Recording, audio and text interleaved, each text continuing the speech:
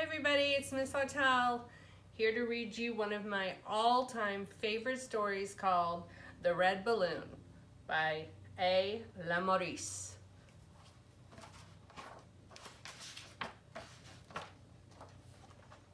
The Red Balloon. Once upon a time in Paris, there lived a little boy whose name was Pascal. He had no brothers or sisters, and he was very sad and lonely at home.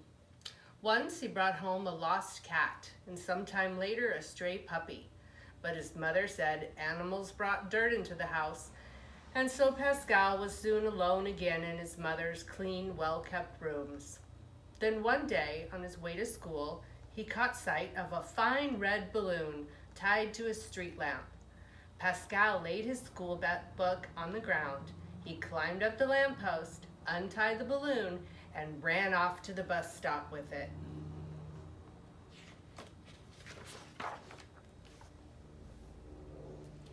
But the conductor knew the rules. No dogs, he said. No large packages, no balloons. People with dogs walk. People with packages take taxis. People with balloons leave them behind.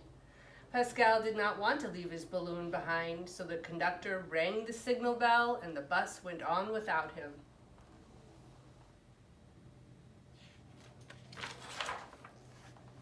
him. Pascal's school was a long way off, and when he finally reached the school door, it was already shut. To be late for school and with a balloon, that was unheard of. Pascal was very worried. Then he had an idea. He left his balloon with the janitor who was sweeping the yard. And since it was the first time that he had ever been late, he was not punished. When school was over, the janitor who had kept the balloon in his room for Pascal gave it back to him. But it had now begun to rain, and Pascal had to walk home because of those silly rules about balloons on buses. But he thought his balloon shouldn't get wet.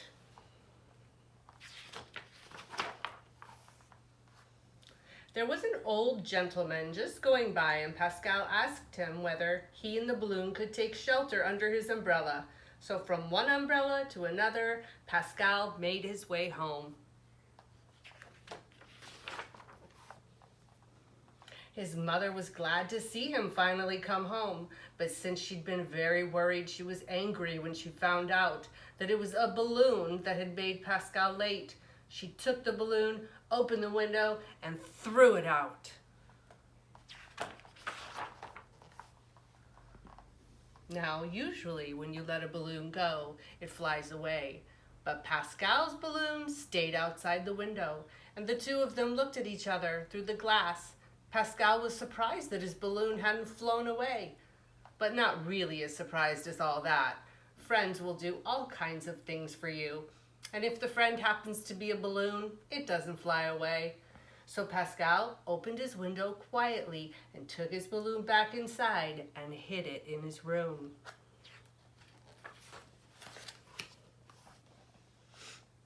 The next day, before he left for school, Pascal opened the window to let his balloon out and told it to come to him when he called.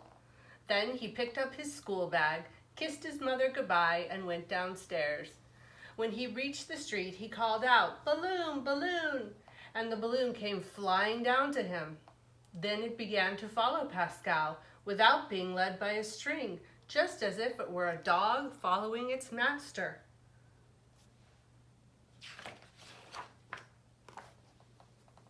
But like a dog, it didn't always do as it was told. When Pascal tried to catch it to cross the street, the balloon flew beyond his reach. Pascal decided to pretend he didn't care. He walked up the street just as if the balloon weren't there at all, and he hid behind the corner of a house. The balloon got worried and hurried to catch up with him. When they got to the bus stop, Pascal said to the balloon, "Now, balloon, you follow me. Don't lose sight of the bus." And that was how the strangest sight came to be seen in a Paris street, a balloon flying along behind a bus. When they reached Pascal's school, the balloon again tried not to let itself be caught. But the bell was already ringing and the door was just about to close, so Pascal had to hurry in alone. He was very worried. But the balloon flew over the school wall and got in line behind the children. The teacher was very surprised to see this strange new pupil. And when the balloon tried to follow them into the classroom, the children made so much noise that the principal came along to see what was happening.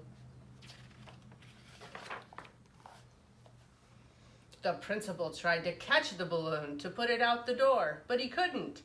So he took Pascal by the hand and marched him out of the school. The balloon left the classroom and followed them. The principal had urgent business at the town hall, and he didn't know what to do with Pascal and his balloon, so he locked the boy up inside his office. The balloon, he said to himself, would stay outside the door, but that wasn't the balloon's idea at all.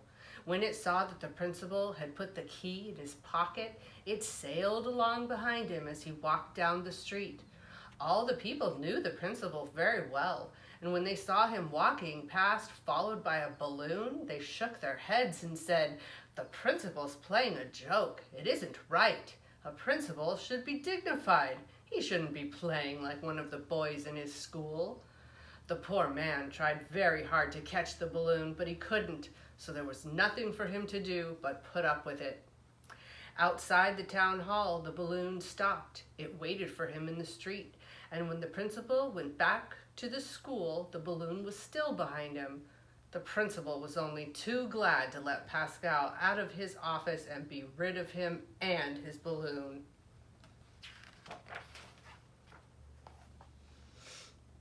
On the way home, Pascal stopped to look at a picture in a sidewalk exhibit. It showed a little girl with a hoop. Pascal thought how nice it would be to have a friend like that little girl. But just at that moment, he met a real little girl, looking just like the one in the picture. She was wearing a pretty white dress, and she held in her hand the string to a blue balloon. Pascal wanted to be sure she noticed that his balloon was a magic one, but his balloon wouldn't be caught, and the little girl began to laugh.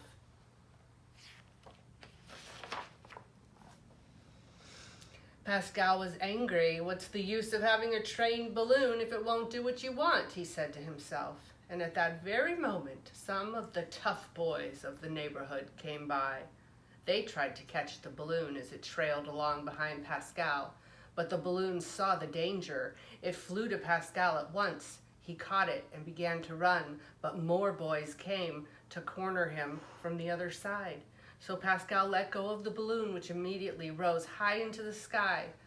While the boys were all looking up, Pascal ran between them to the top of the steps, and from there he called his balloon, which came to him at once, to the great surprise of the boys in the gang. So Pascal and his balloon got home without being caught. The next day was Sunday. Before he left for church, Pascal told his balloon to stay quietly at home, not to break anything, and especially not to go out.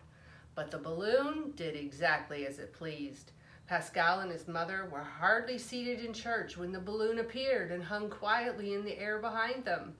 Now, a church is no place for a balloon. Everyone was looking at it, and no one was paying attention to the service. Pascal had to leave in a hurry, followed out by the church guard. His balloon certainly had no sense of what was proper. Pascal had plenty of worries.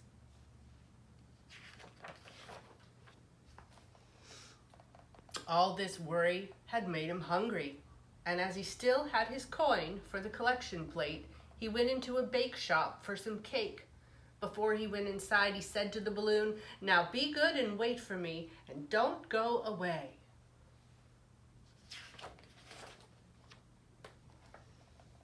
The balloon was good and only went as far as the corner of the shop to warm itself in the sun, but that was already too far, for the gang of boys who had tried to catch it the day before saw it, and they thought this was the perfect moment to try again. Without being seen, they crept up to it, jumped on it, and carried it away. When Pascal came out of the bake shop, there was no balloon. He ran in every direction, looking up at the sky. The balloon had disobeyed him again. it had gone off by itself. And although he called at the top of his voice, the balloon did not come back. The gang had tied the balloon to a strong string and they were trying to teach it tricks.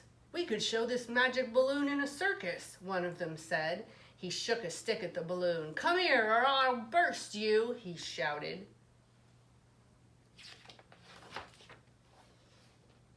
As luck would have it, Pascal saw the balloon over the top of a wall, desperately dragging at the end of its heavy string, and he called to it. As soon as it heard his voice, the balloon flew toward him. Pascal quickly untied the string and ran off with his balloon as fast as he could.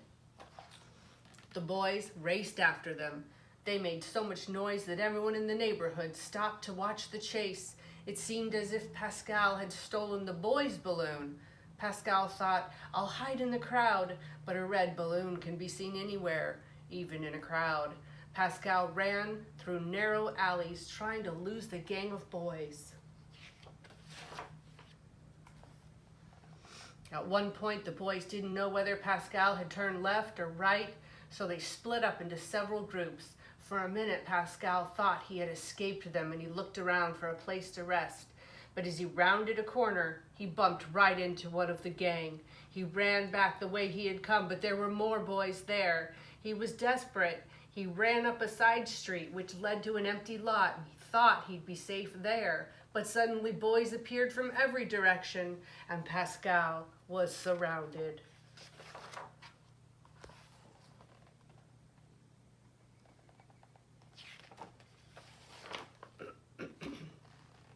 So he let go of his balloon. But this time, instead of chasing the balloon, the gang attacked Pascal. The balloon flew a little way off, but when it saw Pascal fighting, it came back.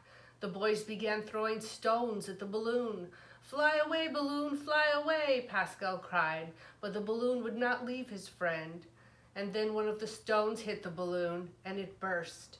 And while Pascal was crying over his dead balloon, the strangest thing happened. Everywhere, balloons could be seen, flying up into the air and forming a line high into the sky. It was the revolt of all captive balloons.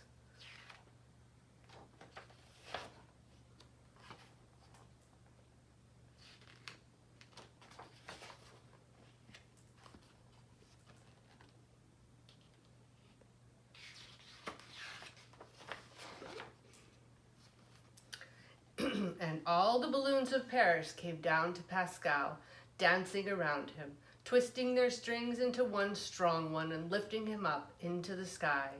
And that was how Pascal took a wonderful trip all around the world.